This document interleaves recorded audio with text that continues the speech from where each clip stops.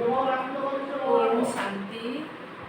आज मुरली आधारित प्रश्न उत्तर कार्यक्रम आम चैनल सहित जोड़ी होता समस्त भाई और भौणी मानू अभिनंदन।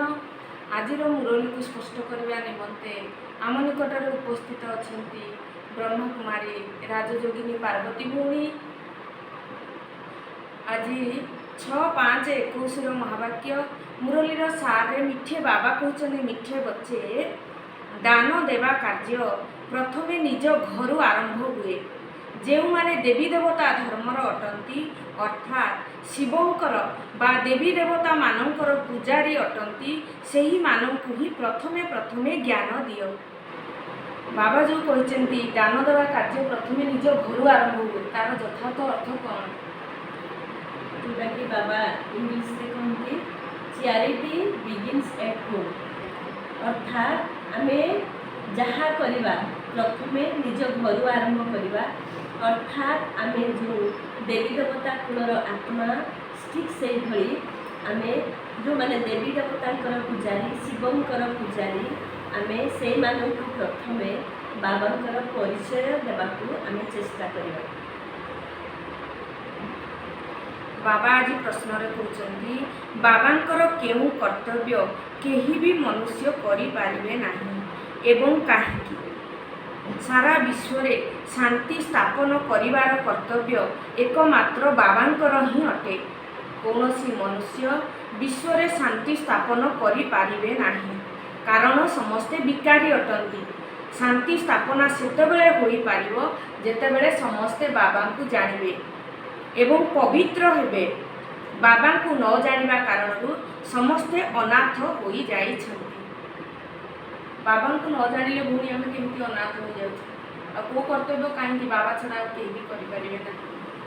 वर्तमान आमे जेतले बाबा को जानिले आमे सेतले सनाथ होए अर्थात बाबा को जानिले सृष्टिर आदि मध्य अंतर रहस्य को जानिले तेणु आम मनर समस्त प्रश्न दूर है आमे संतुष्ट जीवन यापन कले ता सहित बाबा जो कहते केउ कार्य बाबा व्यतीत कई करें यही सृष्टि रे शांति स्थापना करने किए केते भी चेष्टा करू कौन सी मनुष्य द्वारा ये कार्य संभव नुहे। सृष्टि को शांति सुखमय करने केवल एक बाबांकर कर्तव्य एक बाबा ही करें कहीं कारण परमात्मा निजे पवित्रतार सागर से जन्म मरण चक्र रे न आसवा कारण से शांतिर सागर तेणु यही अलमाइटी अथॉरिटी केवल ए सृष्टि रे शांति स्थापना करें व्यतीत कहीं मनुष्य करें नहीं कारण समस्त मनुष्य माने जन्म मरण चक्र रे आसी समस्ते तमो प्रधान पतित हो जाता। ओम शांति। ओम शांतिर अर्थ मध्य घड़ी घड़ी बताइबा को पड़िबो कारण ओम शांतिर अर्थ केही जानी नाहंती। जेपरी घड़ी को घड़ी कहिबा को पड़ुची मन मना भव अर्थात बेहद्र बाबा को मने पकाओ। ओम रो अर्थ भगवान बोली कही दउछंती। बाबा कहउछंती ओम अर्थात मु आत्मा एहा मोर शरीर। परम पिता परमात्मा मध्य कहउछंती ओम मु मध्य आत्मा परम धाम रे रहुछि। तुमे आत्मा माने जन्म मृत्युर चक्र रे आसुछ मु आसु नाही। भूणी बुझंतु ओम रो अर्थ बाबा कौन कहउछंती आत्मा निमंते आ परमात्मा। ओम ओम अर्थात अहम आत्मा मु एक आत्मा एहा मोर शरीर तेणु ओम अर्थात मु आत्मा ए देह ठारू भिन्न एक ज्योति स्वरूप आत्मा। ओम शांति अर्थात मु आत्मा देहरु भिन्न परंतु मु आत्मा शांत स्वरूप अटे। ठीक से भली आत्मार पिता परमात्मा मध्य कहउछंती मु मध्य गोटे आत्मा अर्थात मु आत्मा किंतु मु किभली आत्मा सारा सृष्टि रे समस्त आत्मा ठारू मु श्रेष्ठ परम तेणु मु परम आत्मा। तेणु बाबा कहते शिव बाबा कहते मु परम आत्मा किंतु मु रहे कौटी परम धाम रही था किंतु आत्मा माने ए सृष्टि रूपक रंगमंच रे विभिन्न शरीर धारण करी अभिनय करिथांती किंतु परमात्मा जन्म मरण चक्र रहित केवल ए संगम जुगरे आसी से सृष्टि को परिवर्तन करिवार कार्य करिथांती ब्रह्मांड तनु। आज बाबा कहते मते ज्ञानर सागर चैतन्य बीज रूप मध्य कुहा जाए। एही जो ओलट वृक्ष रही तार आदि मध्य अंतर ज्ञान सेही बीज अर्थात बाबांको पाखरे अछि। सेथिपाई मते ज्ञानर सागर सर्वशक्तिर अधिकारी बोली कही थांती। अधिकारी अर्थ सबु वेद शास्त्र ग्रंथ आदि सबु किछि जानिछंती एवं तुम मानकु बुझाउछंती। भौणी बाबा को कहीं सर्वशक्तिर अधिकारी कह चैतन्य बीज रूप कहीं कह बाबा बीज रूप आ बाबा सबु शक्तिर अधिकारी। बाबा कहीं अधिकारी कारण बाबा निजे बीज संसार रूपक वृक्ष सारा संसार को जदि गोटे वृक्ष सहित तुलना करा जाउची ताले ए वृक्षर बीज होचंती ज्योतिबिंदु परमात्मा शिव। आउ एई वृक्ष को ओलटा वृक्ष कहा जाए कारण बीज परमात्मा रहती ऊपर परम धाम आउ आमे रचना रहती एई सृष्टि रूपक रंगमंच नीचे तले तेणु या ओलट वृक्ष कहगला। ये ओलट वृक्षर बीज हेले ज्योतिबिंदु परमात्मा शिव। पुणी परमात्मा को कहा जाउची सबु शक्तिर अधिकारी। से काहारी अधीन नुहंती परंतु से अधिकारी कहीं एमती नुहे से शास्त्र अधीन नुहंती एमती नुहे परमात्मा को वेद उपनिषद पढ़ा पड़ो एमती नुहे परमात्मा को जो गीता शास्त्र आम पढ़ुंट ये गीता शास्त्र को पढ़ा पड़ो कारण परमात्मा निजे नॉलेज रो अथॉरिटी सी सबु गुणर अथॉरिटी सबु शक्तिर अथॉरिटी सबुठार ऊपर सेथिपाई तो परमात्मा को कह जाए ऊंचा तेरा नाम ऊंचा तेरा धाम ऊंचा तेरा हरका। तेणु परमात्मा सबु किछि उच्चा तेणु परम पिता परमात्मा को कौन शास्त्र अध्ययन करने को पड़े नहीं तेणु सी शास्त्र मध्य अथॉरिटी। तेणु यही समय आम परमात्मा पाखु सारा सृष्टिर आदि मध्य अंतर रहस्य शुणुंट। तेणु जो मानू निश्चय होनी परमात्मा उपरे बाबा कहते से माने खोजतु केते भी वेद उपनिषद पढ़ंतु केते भी शास्त्र पढ़ंतु वर्ष वर्ष धरी 7 वर्ष धरी बा जेते वर्ष हो पछे दिन राति न सोईकी भी सबु शास्त्र कंठस्थ कले मध्य सृष्टिर आदि मध्य अंतर रहस्य से माने कोठु पाइबे नहीं। तेणु सृष्टिर आदि मध्य अंतर रहस्य केवल परमात्मा ही शुणुंट। तेणु बाबा केवल अधिकारी आउ केही अधिकारी हो पारिबे नहीं। बाबा कहते एबे तुम्हें ब्राह्मण चुटी अर्थात सर्वोच्च अट ब्राह्मण मानक उपरे हेले शिव विराट रूपरे देवता क्षत्रिय वैश्य शूद्र देखाई थांती। ब्राह्मण मानकर नाम ही नहीं कारण देखुचंती ब्राह्मण माने तो विकारी होई गलेनी तेबे सेमानंकु देवता मानक ठारू उत्तम किपरि कहि पारिबा। बाबा बुझाउचंती सेमाने गायन करुचंती जे ब्राह्मण देवी देवताए नमः। सेमाने कहउचंती एपटे गायन करुचंती ब्राह्मण देवी देवताए नमः। पुणी भक्ति मार्ग जो विराट रूप देखी सेठी देवता क्षत्रिय वैश्य शूद्र को देखले ये 4 वर्ण को देखले किंतु ब्राह्मण वर्ण को सेठी गुप्त करदे। तेणु बाबा कहते ब्राह्मण माने होचंती शिव बाबा परे ब्राह्मण माने मध्य उच्चा କାରଣ ବ୍ରାହ୍ମଣ ମାନେ ହେଉଛନ୍ତି ବ୍ରହ୍ମାଙ୍କର ସନ୍ତାନ। ଶିବ ବାବାଙ୍କର ରଚନା ହେଲେ ବ୍ରହ୍ମା ବାବା, ପ୍ରଜାପିତା ବ୍ରହ୍ମା, ଯାହାଙ୍କ ତନରେ ଶିବ ବାବା ଆସି ସାରା ଜ୍ଞାନକୁ ଶୁଣେଇଲେ। ତେଣୁ ବ୍ରହ୍ମାଙ୍କ ସନ୍ତାନ ଆମେ ବ୍ରହ୍ମା କୁମାରୀ ମାନେ ହେଉଛନ୍ତି ବର୍ତ୍ତମାନ ମୁଖ ବଂଶାବଳୀ ବ୍ରାହ୍ମଣ। ଏଠି କୌଣସି କୁଖ ବଂଶାବଳୀ ବ୍ରାହ୍ମଣ କଥା କୁହାଯାଇନି। ଯେଉଁ ବ୍ରାହ୍ମଣ କାଷ୍ଟ ଯେଉଁମାନେ କି ଗର୍ଭରେ ଜନ୍ମ ନେଉଛନ୍ତି ତାଙ୍କ କଥା କୁହାଯାଉନି। ଏଠି ବାବାଙ୍କୁ ବ୍ରହ୍ମା ମୁଖ ବଂଶାବଳୀ ବ୍ରାହ୍ମଣ ମାନଙ୍କ କଥା କହୁଛନ୍ତି।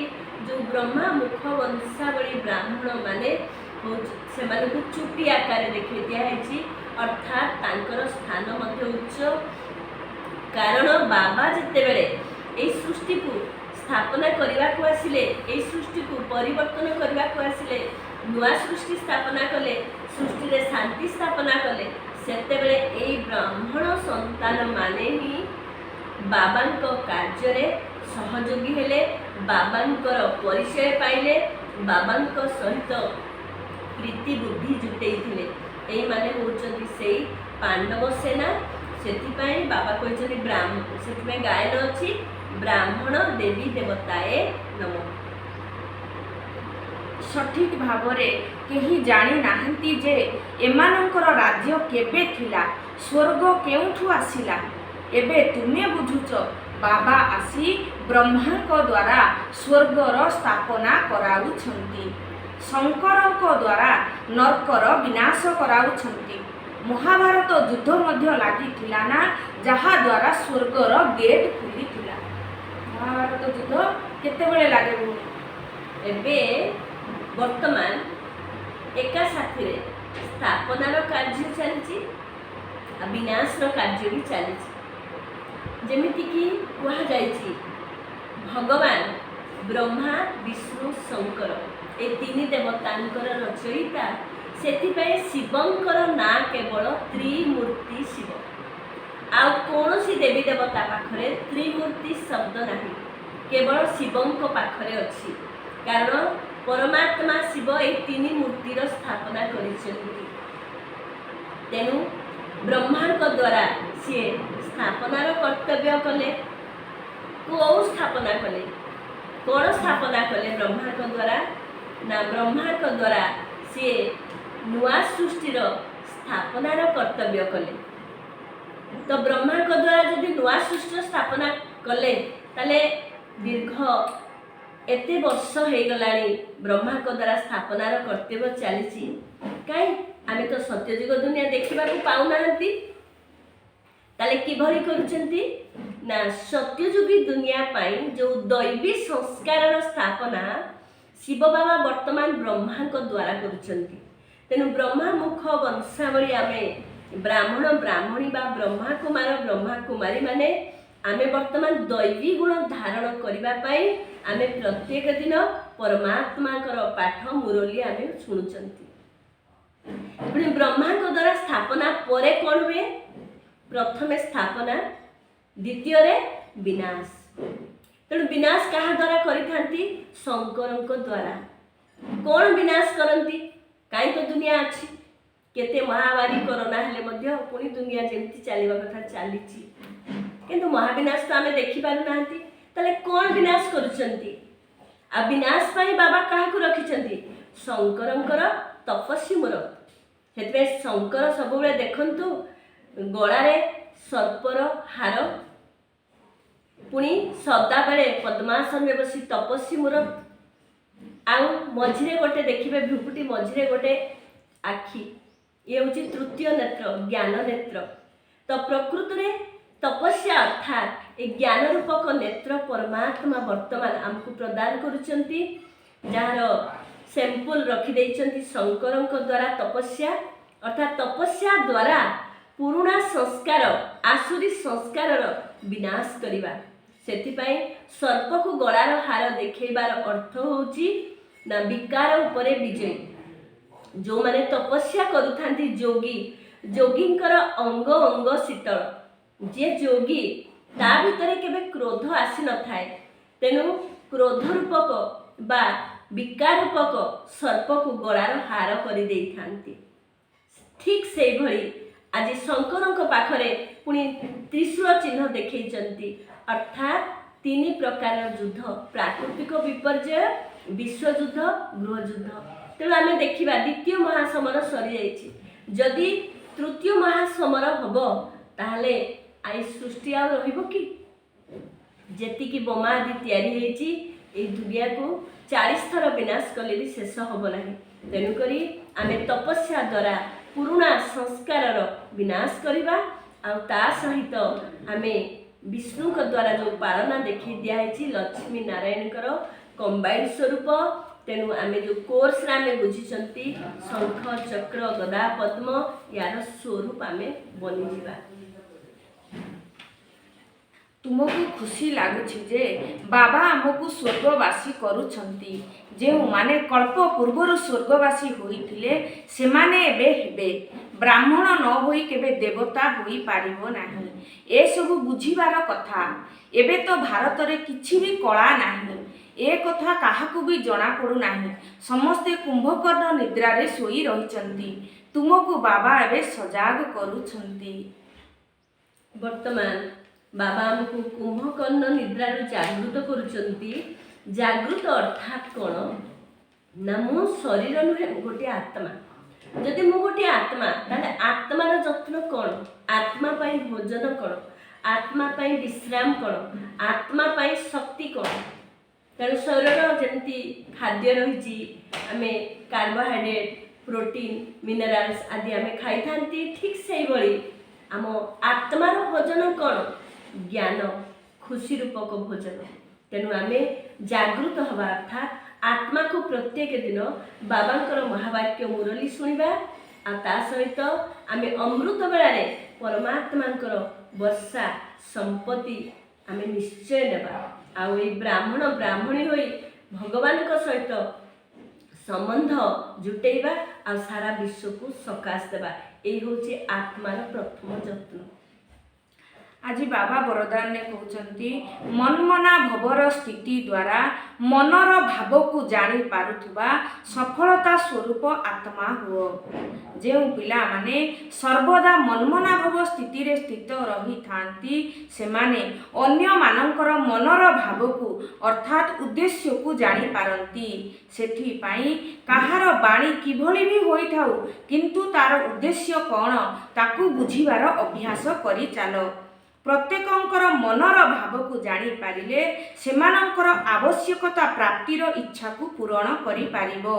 एहा द्वारा सेमाने अविनाशी पुरुषार्थी होई जिवे। तापरे अल्प समय मध्यरे अधिक मात्रा रे सेवार सफलता देखिबाकू मिलिबो एवं तुमे माने पुरुषार्थी स्वरूप परिवर्ते सफलता स्वरूप होई जिवो। बाबा कहते आम केते दिन पर्यंत कहवा मु पुरुषार्थ करुछि एबे पुरुषार्थ न कहिगिरी पुरुषार्थी न कही आम प्रत्येक सेकेंड रे आम कहवा सफलता स्वरूप हवा। तो सेथिपाई एकमात्र उपाय आम मनमन भव स्थिति रे स्थित रहिबा। तेणु मनमना भव अर्थात प्रथम स्टेप होछि मु आत्मा द्वितीय स्टेप होछि मु आत्मा परमात्मांकर संतान तृतीय स्टेप होछि परम धाम रे आम परमात्मा को साथी रे रहिबा। जदि आम एभली स्वरूप रे रहिबा परम धाम रे परमात्मा को साथी रे रही आम उपराम स्थिति रे रही ए रंगमंच रे जदि अभिनय करबा ताले आम समस्तंकर मनर भाव को जानी पारिबा। तेणु किए किभली भी व्यवहार करू किंतु से सेई भली व्यवहार कला काहेकि भगवान आछंती कामधेनु होई समस्तंकर मनोकामना को पूरा करिया पाई। ताले मु भगवानकर सहयोगी बच्चा ताले मु कोन समस्त मनोकामना पूरा करिबिनी। जदि मु समस्त मनोकामना पूरा करिबि ताहले मु समस्त को संतुष्ट करने को चेष्टा करिबि। आउ समस्ते किए किभली व्यवहार करू तार इच्छा कौन से इच्छा को मु पूरा करने को चेष्टा करिबि। ता अर्थ नुहे कहार अशुद्ध इच्छा को पूरा करबा पाई बाबा कहछन ना बाबा एक कथा यज्ञ पाई कहछन। तेणु आम समस्तंकर इच्छा को पूरा करबा पाई आम सतत चेष्टा करबा ताहले सफलता स्वरूप हो पाए। आज स्लोगान ने बाबा कहते शोइबा समय रे सबु किछि बाबा को समर्पण करी खाली हो जाओ तेबे व्यर्थ बा बिकारी स्वप्न आसीबो नाही। ऑटोमेटिक आम जब शोला बेले आमर प्रत्येक दिन तामेल बाबा को शुणेबा मुझे ये पुरुषार्थ करी कौटी पुरुषार्थर मोर फायदा अच्छी कौटी घाटा अच्छी आम जब रोज रोज कहवा एति पाप कली एति पुण्य कली एति मोर विकर्म हो गला एति मोर श्रेष्ठ कर्म है एति समय सफलता है एति समय विफलता है यदि बाबा को मुझे शुणेबी सबुदिने ताले कौन हम ना बाबा प्रत्येक विफलता को पुणी सफलतार परिवर्तन करदे जेहेतु मो बाबा को शुणी तेणु नेक्स्ट दिन पर मोर बुद्धि हालुका हम आ पुरुषार्थ आजिर मुरली को स्पष्ट करी भौणी आम निकटरे जेपरिक प्रकृत में ब्राह्मण माने होचन श्रेष्ठ से कहुई ब्राह्मण देवी देवताए नमः एवं विराट रूप में किंतु ब्राह्मण मानक देखई ना एवं ता सहित मध्य स्वयं परमात्मा को कहीं बीज रूप बोली कहुई एवं सर्वशक्तिर अधिकारी बोली कहीं कहुई प्रकृत में परमात्मा कौन वेदशास्त्र पढ़ी आमको ज्ञान दौना सारा सृष्टिर सी होती विश्वर सर्वोच्च सर्वश्रेष्ठ आत्मा एवं प्रकृत में वर्तमान परमात्मा द्वारा एवं परमात्मा वर्तमान ब्रह्मा शरीर में आसी वर्तमान सत्ययुग दुनियार स्थापना एवं एका साथी कलिजुग दुनियार मध्य विनाश कार्य चली ओम शांतिर अर्थ मध्य भौणी आमको बुझेदेले प्रकृत में मु होची एक सूक्ष्म ज्योति बिंदु आत्मा एवं मोर शरीर एवं वरदान्य मध्य प्रकृत में आम जेहेतु विश्व कल्याणकारी तेणु आम जदि सर्वदा मनमना भाव स्थिति रहिबा आमे अन्यर बाणी जहाँ भी होता आम तार आवश्यकता को पूरण करिपरिबा शुद्ध इच्छा को आम पूरण करिपरिबा जहाँकि आमको अल्प समय मध्य सफलता प्राप्त होब एवं सोइबा पूर्वर आमे सबु किछि बाबा को अर्पण करी जदि सोइबा ताहले आमर कौनसी खराब विचार कौनसी चिंता आम पाखरे रहिबो नाही आमे बाप दादा को कोଳରେ निश्चिंत होई सोई पड़िबा। यही सुंदर रहस्य को भौणी आज आम निकट में स्पष्ट करचंती तेणु तांको आमे अशेष धन्यवाद दे आजिर कार्यक्रम को एठी रखुचु पुणी आपण मानक सहित देखा हबो आगामी अध्याय रे रहुचु ओम शांति।